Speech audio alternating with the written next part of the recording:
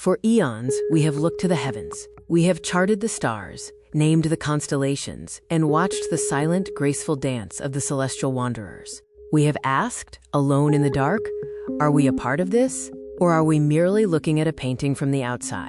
What if the painting is now looking back? Comet Atlas, in its current passage, is not just another icy body on a predictable orbit. Scientific data reveals its ancient, pristine composition, a frozen memory from the very dawn of our solar system. It carries the primordial dust, the amino acids, the very building blocks that, delivered to a young Earth, sparked the miracle of life. It is, in a very real sense, a relative, a long-lost kin, returning. The ancients saw comets as omens, as messengers. Perhaps they were closer to the truth than we ever knew. But what if the science is only the surface? What if the true impact of Atlas is not physical, but metaphysical? Consider this twist, that we are not merely observing Comet Atlas. We are, in a way, recognizing it, that this coherent reality we experience is a simulation. Atlas represents the long-distant traveler, the fragment of our own collective soul that journeyed to the farthest edges of experience, now finally completing its circuit and returning home. Or perhaps more accurately, it is the catalyst for us to remember that we are the ones returning to the source within, to the unified self that knows only love. Soul Searching with GP3. Hey, thanks for joining me. I've been doing a lot of movement, modulation work, where what I'm communicating and how I'm communicating is getting a lot nicer, and it's got a little bit of time to maybe get into a little bit on what's happening and maybe how we're feeling. I have a lot of thoughts about how consciousness meets itself and how it's always right in front of our face. But because we're positioning or we're trying to create position, we're not really being that super A position. You know what I mean? So super A, you look at it and you go, oh, this is exactly what I'm looking at. And I am not looking in through the eyes of judgment, but I'm looking through the eyes of filter. So the filter is the really big thing, okay? We are soul sentient beings who get the opportunity to look at how we're looking at everything in our life. And so when we're looking at these things, we go, well, wait a minute, at the soul level, I'm not so sure I would be a candidate for some diabolical plan to hurt another person. No, not under 7 principles of Hermetics, where cause and effect, karma, no, and yeah, some of you might be feeling, well, I have, right? You might be thinking that, saying that. And I would say to you, yeah, and today's your day. Today's your day. And you have an opportunity, like me, I have an opportunity to look at myself in a way that is how I want to actually be the projection of that which I am. And the good news is when I take it all the way back to the I am from the beginning, I have an opportunity to actually go back a little bit before age 3 and age 2 and age 1, just one bump before that, before jumping in as a frequency, as a consciousness, and the kind of conversation that I had relative to now being more keenly aware of that conversation and why that conversation means so much. The conversation before jumping into planet Earth system. It reminds me that that this thing was long built. It reminds me that I have choice on how, who, what I will be. It also gives me direct clarity that the I am structure is in super A position, centered in the being ship, is properly able to navigate through waters that pull left or right, per se, in duality knowing, going down the razor's edge. And in the razor's edge, we find that there is no light and dark. It just is. And the is part, and this is actually a teaching that's kicking in right now about the is-be and the is. But I think it probably all has a greater clarity in the I am movement of information. So, but it really is. Okay, so here's Aries, and Aries who says, no, no, no, no, no, no, no, no, I am. Okay, now in that statement, depending on the energy that's coming out of the I am, would be the definitive, whether Aries would war or Aries would be cool and chill. But not cool and chill, but like take in reflection of love.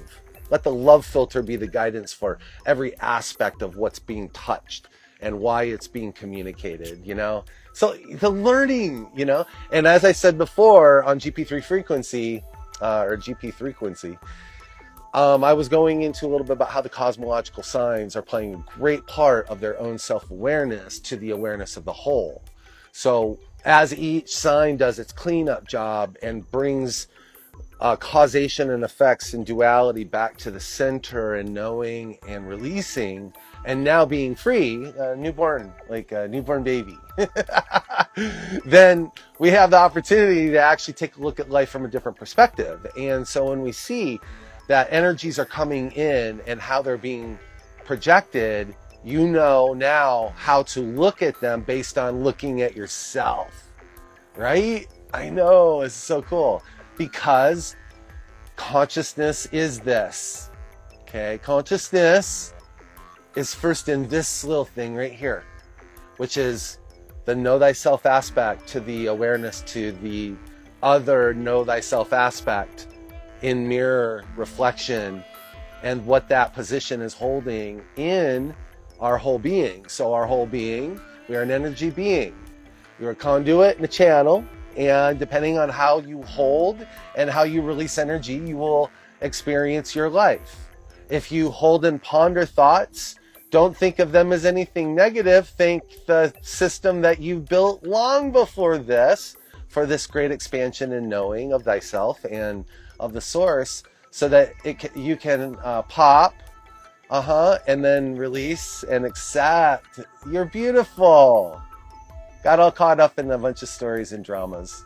Yeah, and illusion, right? I know. This place is not illusion.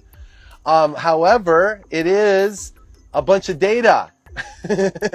So one could consider possibly that this aspect, this thing that we're in, is providing consciousness and honest expression and a look at itself. So really openly, after you go through the dredges and you start accumulating in the intuitive knowledge is settling in for yourself, you're getting an opportunity to actually walk the journey with this newfound self. Well, Mama Gaia, this place, this program, this earth, this space and this time is offering from deep within this expression to release. And so guess what? We're all feeling it because we are channeling as grounded with a Gaia program that we are with this as well. And so we're getting an opportunity finally for a very long time. It took a lot. Yeah, there was a trap that was tried to be laid to cause a coupling so the mind would return back to the old sequences and the old events. But in fact, actually, so many did so much great work that consciousness and shared has said, no, we're good. Yeah. We said no, spoke our piece, put that in. We may have made some kind of stand, peaceful resistance stand, not realizing just that ripple alone in magnification would cause an overwhelming effect. Now, the deeper the darkness, the greater this effect. And here we are processing in a tunnel timeline, an opportunity. This is the tunnel timeline to be looking at these things and take very clear observation and have a conversation so that the light can be spread. Wonderful to know how light works. You're watching me.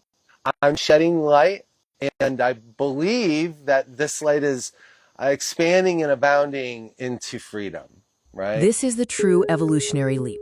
Not a change in our biology, but an expansion of our consciousness. An awakening encoded in our very DNA, waiting for this cosmic trigger, this specific alignment, this specific frequency to activate. This specific alignment, this specific frequency is the cosmic trigger. The scientific data is the anchor. The isotopes, the organic compounds, the spectral analysis. They are the proof our rational minds need to engage. They are the handshake between the known and the unknown. They show us that we are made of star stuff, and more profoundly, of comet stuff. We are, literally, cosmic. As Atlas journeys closer to the sun, it undergoes a transformation. Its ice sublimates, creating a glorious, expansive tail, a light body. And so too, may we. As this energy washes over our planet and our collective field, it may facilitate our own light body expansion. A process where the veils of the simulation, the veils of separation, fear, and limitation begin to shimmer, flicker, and finally dissolve. This is not an extinction, but an ascension. A shift from evolution driven by external catastrophe to evolution chosen by internal awakening. So when you look up at the sky or see an image of this magnificent comet, do not see a stranger. See a mirror. See a beacon, a signpost that the long journey of forgetting is over. The question is not what Comet Atlas will do to us. The question is, what will we choose to remember? The traveler is home. The key is in the lock. The only thing left to do is to turn it from within.